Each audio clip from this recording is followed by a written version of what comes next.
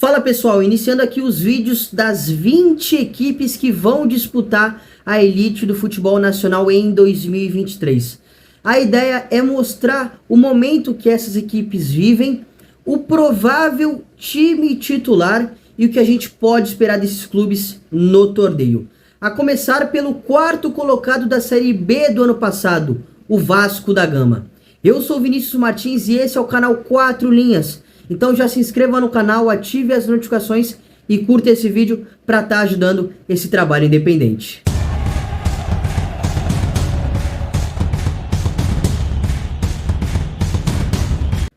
O Vasco vive um momento um pouco complicado. Talvez a palavra certa a dizer seria irregular. Empatou com algumas equipes consideradas menores no Campeonato Carioca, perdeu para o Flamengo, perdeu para o Fluminense, perdeu para o Volta Redonda. A equipe foi eliminada na semifinal do Campeonato Estadual para o Flamengo. Foi eliminado também na Copa do Brasil na segunda fase para o ABC em casa, inclusive nos pênaltis, o ABC que vai disputar a Série B do Campeonato Brasileiro. Então é o Vasco que está vivendo um momento diferente. Virou SAF, gastou mais de 100 milhões de reais em contratações para a temporada de 2023. Então aí é um clube gigante do futebol brasileiro que está tentando se reerguer.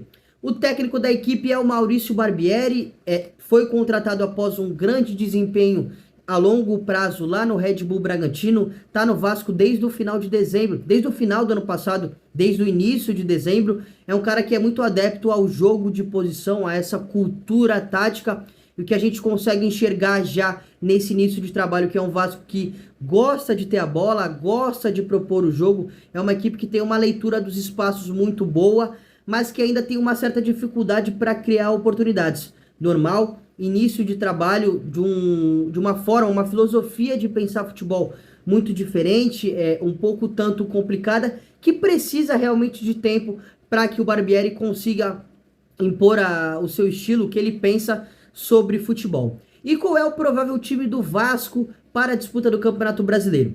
No gol, Léo Jardim. A linha defensiva com 4 jogadores. Na lateral direita, Pumita Rodrigues, Capasso, Léo e Piton. No meio campo, 3 jogadores. Jair mais centralizado, Andrei Santos por um lado, e pelo outro lado, aí surge uma dúvida. Quem está atuando mais é o Galarza. Porém, o Marlon Gomes já teve oportunidade, já teve bastante minutos. E a outra opção é o Rodrigo, que recentemente ganhou oportunidades no time titular. Inclusive, na última partida contra o Flamengo, ele começou atuando, começou no time titular. Na frente, pelo lado direito, ou Gabriel Peck ou Orelhano. Neste momento, o Peck está na frente. Pelo lado esquerdo, Alex Teixeira e mais centralizado, Pedro Raul. E algumas coisas a destacar. Pumita Rodrigues e Léo foram as principais contratações do Vasco, pelo menos neste momento. O Léo, inclusive, chegou, já tomou a abraçadeira, capitão da equipe, cara muito fundamental. É um jogador, um zagueiro que tem uma capacidade de construção muito boa, um zagueiro canhoto, tem um passe muito bom mesmo, e o Barbieri gosta muito dele. O Pumita é um lateral que dá muito apoio, né, se destacando nesse início de temporada, fez gol contra o Flamengo, é um cara que chega para fazer o cruzamento. Então, muito bom esse lateral direito que o Vasco conseguiu achar no mercado.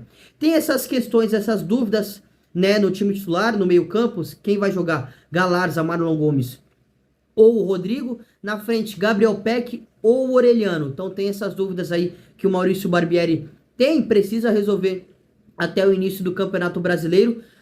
O Pedro Raul começou a temporada muito bem, mas foi caindo no decorrer dos jogos, no decorrer das partidas. Inclusive, perdeu o pênalti contra o ABC na eliminação na Copa do Brasil. Então, tá vivendo um momento um pouco ruim na sua carreira, nesse início de carreira no Vasco da Gama. O Alex Teixeira vive um bom momento, muito diferente da Série B do ano passado, né? O Alex sendo mais participativo, acho que tecnicamente e fisicamente bem melhor em comparação com o ano passado, com a temporada passada. Ele é mais um meia do que um ponta, né? Não é aquele cara velocista, e já vou entrar no mérito de contratação, mas mesmo assim tá conseguindo se destacar, tá sendo um cara muito importante nesse início de temporada para o Vasco.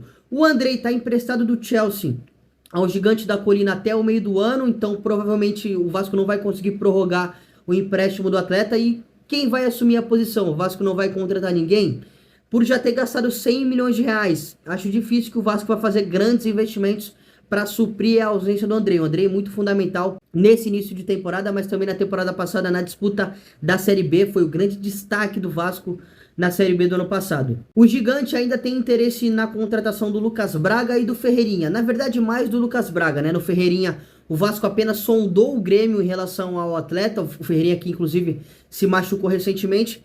Mas vou dizer que é mais provável que o Lucas Braga venha em comparação com o Ferreirinha. É verdade que não tem nada certo, o Vasco apenas demonstrou interesse na contratação do atacante do Santos.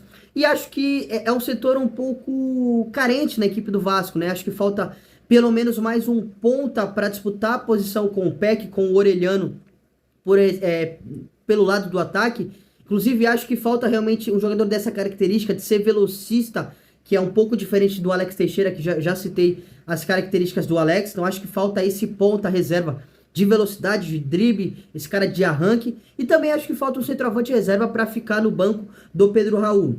Hoje no Vasco tem uma certa carência nessa posição também. Então eu acredito que o Vasco da Gama vai brigar no meio da tabela. Não acho que vai brigar por rebaixamento, tá?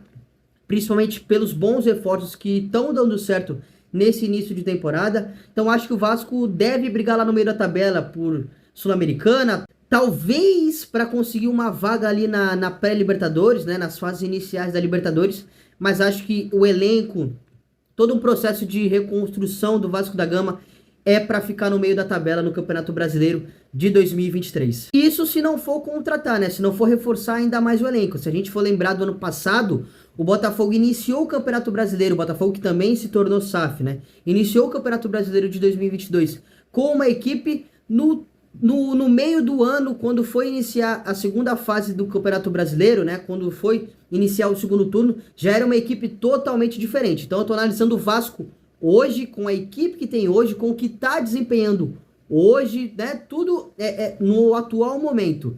Então acho que atualmente o Vasco briga no meio da tabela do Campeonato Brasileiro. Mas se conseguisse reforçar ainda mais o elenco, trazer mais uma, duas, três peças, jogadores de peso, acho que pode pensar um pouquinho mais além. Mas acho que é muito difícil, porque o Vasco já fez um investimento muito alto, gastou mais de 100 milhões de reais em contratações, então acho que se for trazer um ou outro jogador, não vai gastar tanto dinheiro assim. Deve trazer alguns atletas que não vão custar nada para o Vasco, vão ser a custo zero. Beleza, meus amigos? Então esse é o vídeo do que a gente pode esperar do Vasco da Gama no Campeonato Brasileiro de 2023. Se você gostou do conteúdo, não se esqueça de se inscrever no canal, ativar as notificações e curtir esse vídeo. Um grande abraço e até o próximo conteúdo.